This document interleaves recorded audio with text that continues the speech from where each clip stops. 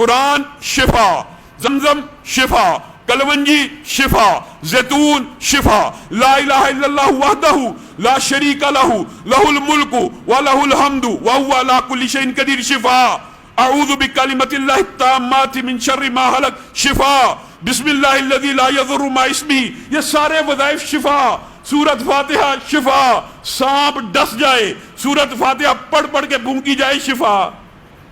یہ شفا کے 20 دروازے جس کی طرف ہم لوگوں کو بلا رہے ہیں، ان دروازوں سے روک دیا جائے اور اس دروازے پہ لے جایا جائے، نہ جن کے پاس علاج ہے نہ ویکسین ہے، اس دروازے پہ چلے جائیے۔ آج آپ نے دیکھ لیا ہے، اللہ معاف کرے، کوئی ہمارا اختلاف نہیں ہے ڈاکٹروں سے۔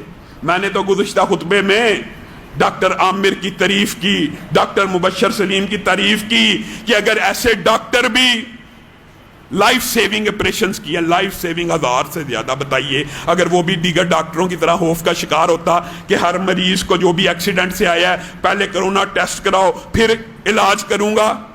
جس نے ایک انسان کو زندگی دی اس نے پوری انسانیت کو زندگی دی۔ یہ بھی بات یاد رکھیے، جو بات شریعت سے ثابت ہو اس کے اوپر عمل کرنا چاہیے۔ ڈاکٹر مستند ثقہ، سلفی منہج کے حامل، صحیح عقیدے کے ڈاکٹروں نے یہ بات بتائی ہے کہ جو بندہ کرونا سے صحت یاب ہو جاتا ہے، دیکھیے ہم ابلاغ کر رہے ہیں، وہ اپنا پلازما ڈونیٹ کرے تو مریض صحت یاب ہو جاتے ہیں۔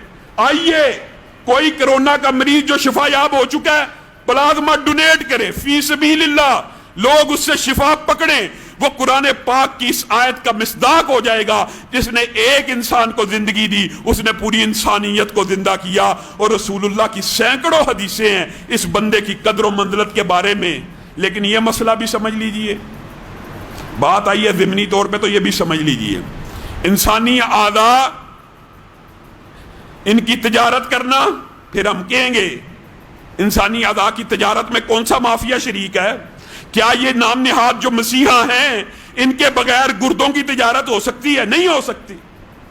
آپ ان کو تو پکڑتے نہیں، لیکن ہم دیکھیں منبر پہ بیٹھ کے ایمانداری سے جو قرآن و سنت کی دلائل ہیں آپ کے سامنے رکھیں گے کہ انسانی اعضاء کی تجارت کرنا، ان کو بیچنا راجح مسئلہ یہی ہے، حرام ہے۔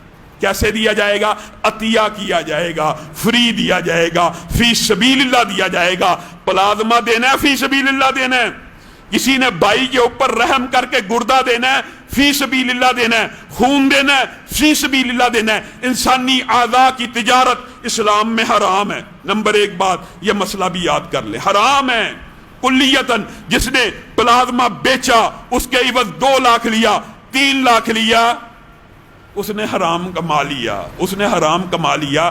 بعض لوگوں نے یہ کہا کہ اس کا تو اپنے علاج کے اوپر جو خرچہ آیا تھا اس کی کمپنسیشن کیا ہوگی؟ یہ بات بھی یاد رکھیے، جو ڈونر ہے اس کو ریسیور بغیر تجارتی معاہدے کے کوئی ہدیہ اور تحفہ دینا چاہے، شیخ بن باز کے نزدیک تو یہ بھی حرام ہے کہ تحفہ بھی نہیں لینا چاہیے۔